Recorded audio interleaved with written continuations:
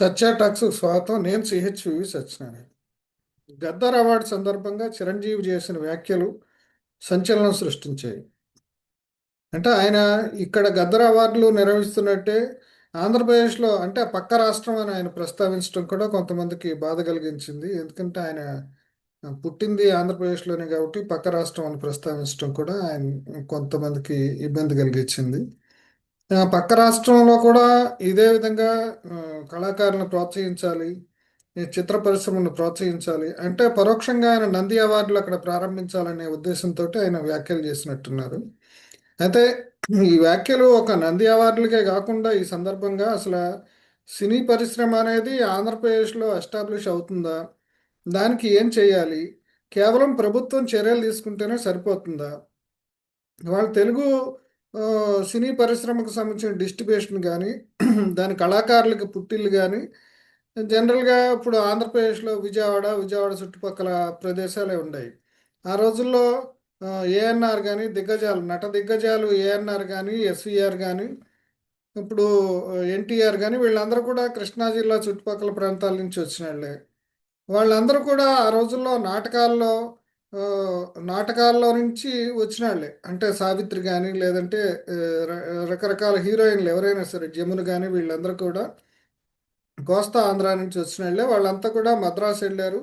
మద్రాసు నుంచి మళ్ళా పరిశ్రమ ఆ, రామానాయుడు కానీ ఈ ఏఎన్ఆర్ కానీ ఎన్టీ రామారావు కానీ వీళ్ళందరూ కూడా హైదరాబాద్లో ఎంతో కష్టపడి స్టూడియోలు నిర్మించటం, అక్కడ నెమ్మదిగా ట్రాన్స్ఫర్మేషన్ జరుగుతూ ఇప్పుడిప్పుడే అక్కడ ఎస్టాబ్లిష్ అవుతుంది. అంటే ఈ దీనికి ప్రధానమైన పునాది ఏంటి? అసలు ఇప్పుడు చిరంజీవి చెప్పినట్టు అవార్డులు ఇవ్వటం కాదు. ఇప్పుడు ఎవరైతే ఈ సినిమా పరిశ్రమ నడుపుతున్న 4-5 కుటుంబాలని విమర్శను ఎదుర్కొంటున్నారో వాళ్ళందరి కాన్సన్ట్రేషన్ కూడా ఇక్కడ హైదరాబాద్ మీద ఉంది. వాళ్ళందరూ పెట్టుబడి పెట్టడం కానీ, వాళ్ళందరూ స్టూడియోలు నిర్మించడం కానీ ఇక్కడే జరుగుతుంది. అందువల్ల మ్యాన్ పవర్ కూడా ఇక్కడే డెవలప్ అవుతుంది.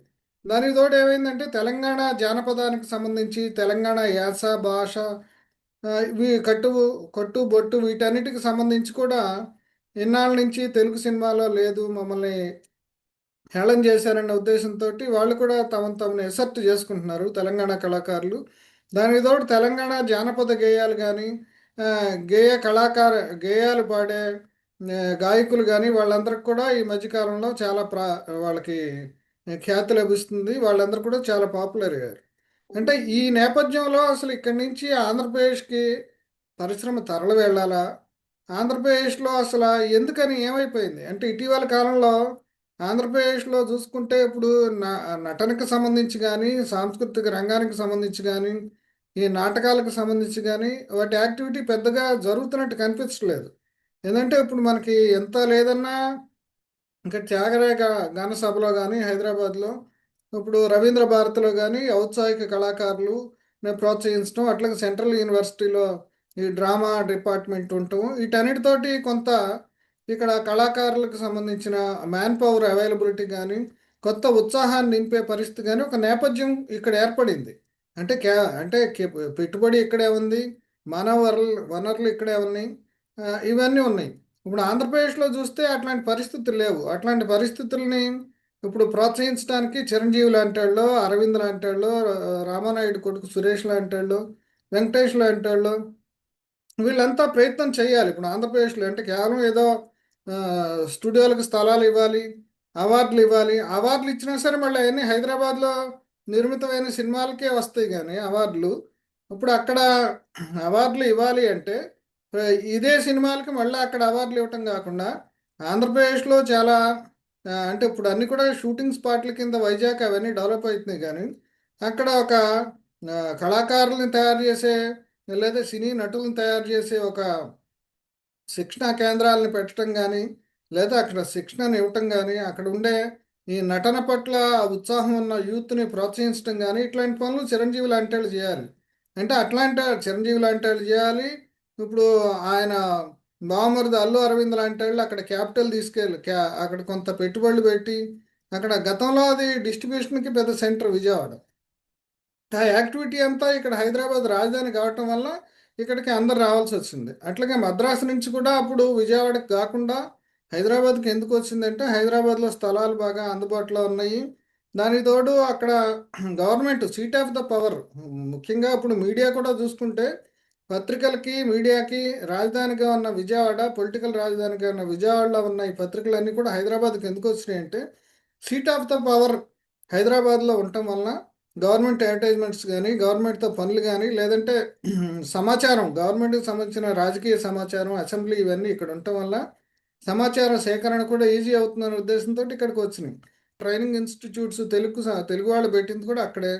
ఇప్పుడు ఆంధ్రప్రదేశ్లో కూడా అట్లాంటి శిక్షణకు సంబంధించిన ఇన్స్టిట్యూట్లు పెట్టడం, వీళ్ళందరూ వచ్చి ఇక్కడ కొత్త కొత్త నటులు వాళ్ళందరూ ఉన్న ఔత్సాహిక నటులను ప్రోత్సహించడం, శిక్షణా కేంద్రాలు తయారు చేయటం, ఇక్కడ ప్రొడక్షన్కి సంబంధించిన ఫెసిలిటీస్ ఏర్పాటు చేయటం, ఇవన్నీ కాన్సన్ట్రేట్ చేయాలి. ఇవన్నీ కాకుండా ఏదో స్థలం ఇస్తే నేను స్టూడియోలు కడతాం, కట్టిన స్టూడియోలకు కూడా పని ఉండాలి కదా. ఇప్పుడు ఒక రామోజీరావు, ఒక రామానాయుడు, ఒక ఏఎన్ఆర్, ఒక ఎన్టీఆర్ ఇట్లాంటి వాళ్ళు మళ్ళీ పుడితే తప్ప ఆంధ్రప్రదేశ్లో ఎవరేం చెప్పినా సరే ఇప్పుడు అక్కడ పరిశ్రమ రాదు. ఎందుకంటే ఇప్పుడు జనసేన నాయకుడు పవన్ కళ్యాణ్ ఆయన నటుడైనప్పటికీ సినిమాటోగ్రఫీ శాఖ ఆయన చేతిలో ఉన్నప్పటికి కూడా వాళ్ళు పెద్దగా చేయగలిగేది, వాళ్ళ కృషి కూడా కనిపించట్లేదు. ఏంటంటే ఇప్పుడు పవన్ కళ్యాణ్ రాజకీయాలు పట్టించుకుంటాడా, ఆయన సొంత సినిమాలో తీసుకుంటాడా, ఆయన నటించుతాడా, ఏం చేస్తాడు అనేది ఆయనకు సరిపోతుంది టైం.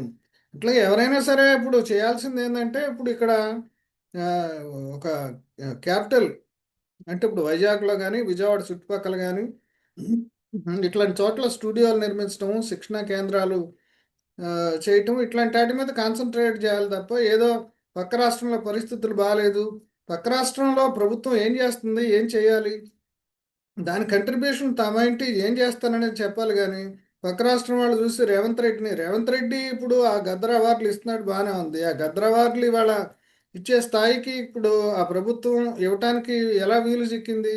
ఇక్కడ పరిశ్రమ ఎస్టాబ్లిష్ అయింది, స్టూడియోలు కట్టారు.